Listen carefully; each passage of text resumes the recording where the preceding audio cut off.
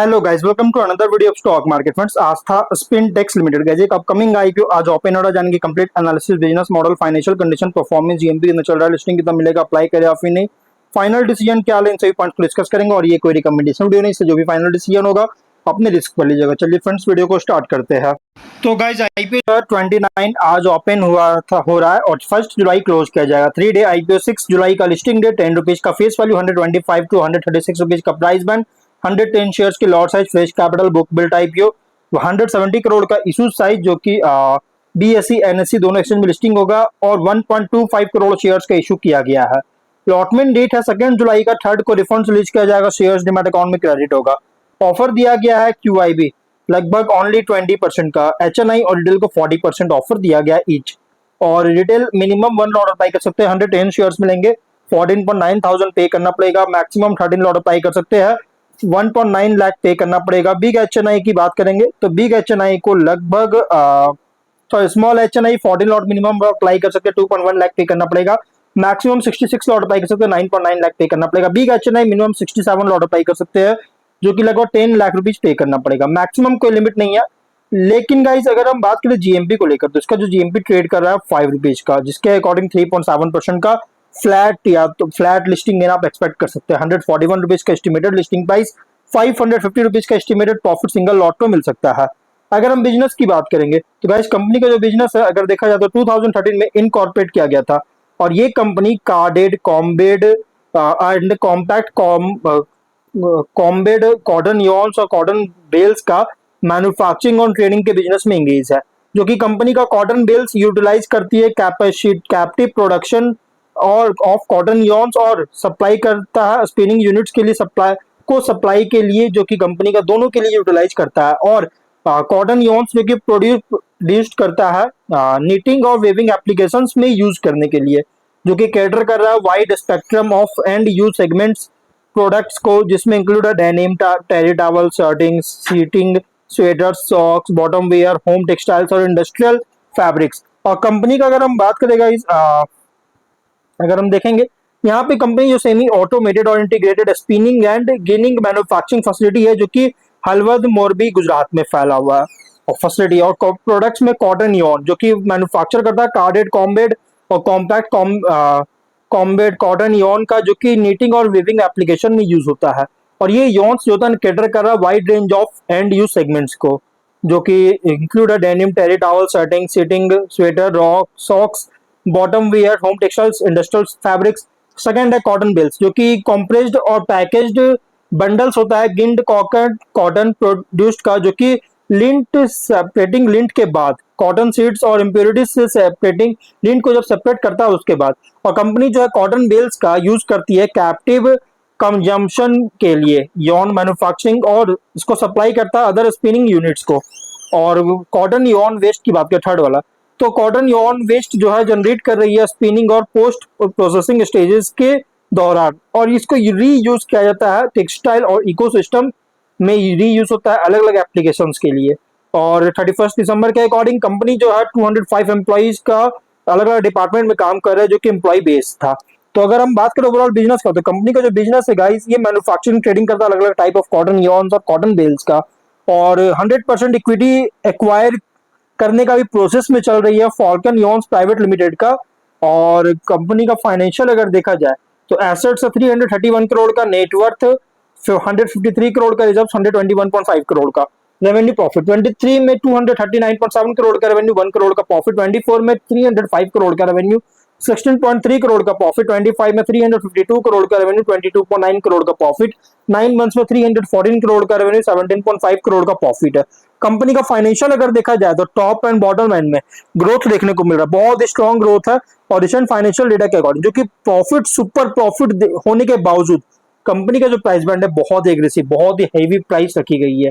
लेकिन अगर हम इसके कॉम्पिटिटर की बात करेंगे तो पीएस कंपैरिजन अगर देखा जाए तो गाइस कंपनी का है अंबिका कॉटन मिल्स, लैग्नम स्पिनटेक्स, पशुपति कॉटस्पिन और हरिकांता ओवरसीज, श्री राम ट्विस्टेक्स और येजूर फाइबर्स, ये सभी इसके कॉम्पिटिटर है। और अगर हम बात करें इस कंपनी के ऑब्जेक्टिव का, तो फाल्कन जो मैंने आपको बताया कि 100% इक्विटी जो कि एक्वायर करना चाहती है फॉल्कन यॉन्स प्राइवेट लिमिटेड का, इसी में जो है कंपनी पार्ट पेमेंट करना चाहती है इसकी परचेज में। वर्किंग कैपिटल रिक्वायरमेंट इसी में ही करेगी, इसके लिए भी इंटर कॉर्पोरेट डिपॉजिट करेगा, वर्किंग कैपिटल रिक्वायरमेंट्स के लिए फंड करेगा और जनरल कॉर्पोरेट पर्पस के लिए फंडिंग करेगा, इसके लिए आईपीओ लेकर आए। Ratios ROE 12.8, ROCE 12, RONW 11.4, PAT margin 5.6, EBITDA margin 11.2, percent का, डेट इक्विटी 0.6 टाइम का, PB 3.1, पी रेशियो 18.8 टाइम का, प्रोमोटर होल्डिंग पे रेशियो 74.2 और पोस्ट इशू 53.2% का, मार्केट कैप 600 करोड़ के अराउंड। कंपनी के प्रोमोटर है पटेल दिव्यांग जसवंत भाई रसिक लाल वालजी भाई पटेल और गोथी विवेक रसिक लाल एंड जसवंत भाई वालजी भाई पटेल इसके प्रोमोटर है।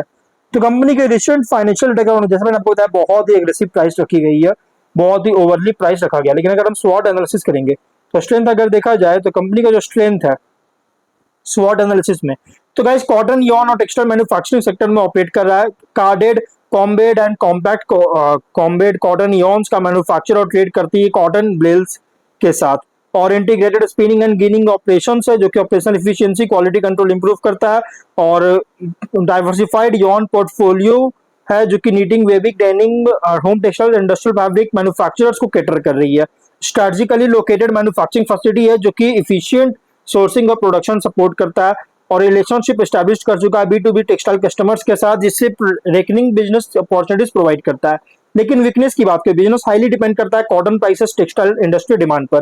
प्रॉफिट मार्जिन भी फ्लक्चुएट कर सकता है रॉ मटेरियल एनर्जी कॉस्ट में वोलेटिलिटी के कारण, वर्किंग कैपिटल इंटेंसिव है इन्वेंट्री और रिसीवेबल रिक्वायरमेंट्स के कारण। रेवेन्यू डिपेंड करता है मेनली B2B कस्टमर्स पर टेक्सटाइल इंडस्ट्री में। बिजनेस परफॉर्मेंस इन्फ्लुएंस्ड हो सकता है export demand textile market cycles के द्वारा। लेकिन अपॉर्चुनिटीज की बात करें तो डिमांड ग्रो कर रही है cotton yarn value added textile products के लिए। डोमेस्टिक और एक्सपोर्ट टेक्सटाइल मार्केट्स का एक्सपेंशन जिससे रेवेन्यू ग्रोथ को ड्राइव कर सकता है, और apparel home textile industrial fabric manufacturer से डिमांड बहुत तेजी से इंक्रीज कर रहा है। कैपेसिटी एक्सपेंशन या ऑपरेशनल इंप्रूवमेंट्स के कारण प्रॉफिटेबिलिटी को इनहांस कर सकता है। गवर्नमेंट के इनिशिएटिव्स है जिससे टेक्सटाइल सेक्टर को सपोर्ट कर रहा है, जिससे लॉन्ग टर्म ग्रोथ को अपॉर्चुनिटीज प्रोवाइड करता है। लेकिन थ्रेट अगर देखा जाए तो कंपटीशन बहुत ही स्ट्रांग है डोमेस्टिक और इंटरनेशनल स्पिनिंग मिल से। कॉटन प्राइस में वोलेटिलिटी के कारण प्रॉफिटेबिलिटी को इंपैक्ट कर सकता है। इकोनॉमिक स्लो डाउन के कारण टेक्सटाइल और एप्पल मैन्युफैक्चरर के लिए डिमांड को रिड्यूस कर सकता है। Export policies global trade conditions में कोई भी बदलाव होता है तो बिजनेस अफेक्ट कर सकता है। पावर लेबर लॉजिस्टिक्स कॉस्ट अगर राइज हो रहा है जिससे मार्जिन प्रेशर कर सकती है। पेयर कॉन्टेक्स्ट करेंगे तो लार्ज इंटीग्रेटेड टेक्सटाइल कंपनीज के साथ कंपेयर करते हैं, ऑपरेट कर रहा है as a mid scale cotton yarn manufacturer integrated spinning और गिनिंग ऑपरेशंस के साथ। और अदर स्पिनिंग मिल अगेंस्ट देखा जाए तो product quality manufacturing efficiency customer relationship और ऑपरेशनल इंटीग्रेशन पर कम्पीट कर रहा है। इन्वेस्टर के लिए आईपीओ प्रेजेंट कर रहा है textile and cotton Yon sector play जहां ग्रोथ डिपेंड करता है cotton availability textile demand export opportunities और एफिशिएंट कॉस्ट मैनेजमेंट पर। और लिस्टिंग स्ट्रैटेजी की बात करें लिस्टिंग गेन के व्यू से अगर देखा जाए तो देखिएगा सब्सक्रिप्शन डिमांड बहुत ही स्ट्रांग होता है हर category QIB retail HNI category में, तो कंसीडर कर सकते हैं सेकंड थॉट ले सकते हैं। GMP और ओवरऑल सब्सक्रिप्शन ट्रेंड को मॉनिटर जरूर कीजिए इशू क्लोज होने से पहले, और जिससे क्या आपको एडिशनल सिग्नल दे सकता है लिस्टिंग सेंटिमेंट के ऊपर प्रोवाइड कर सकता है। और लॉन्ग टर्म इन्वेस्टमेंट व्यू से अगर देखा जाए तो ये आईपीओ इन्वेस्टर के लिए सुटेबल है जो पॉजिटिव आउटलुक है जिनका टेक्सटाइल सेक्टर में और integrated cotton yarn manufacturing business में। और revenue growth operating margin raw material cost capacity utilisation listing के बाद ट्रैक करते रहिए लॉन्ग टर्म पर्पस के लिए। रिस्क लेवल क्या है तो मीडियम रिस्क है, बिजनेस परफॉर्मेंस क्लोजली लिंक्ड है कॉटन प्राइस टेक्सटाइल डिमांड और एक्सपोर्ट कंडीशंस पर।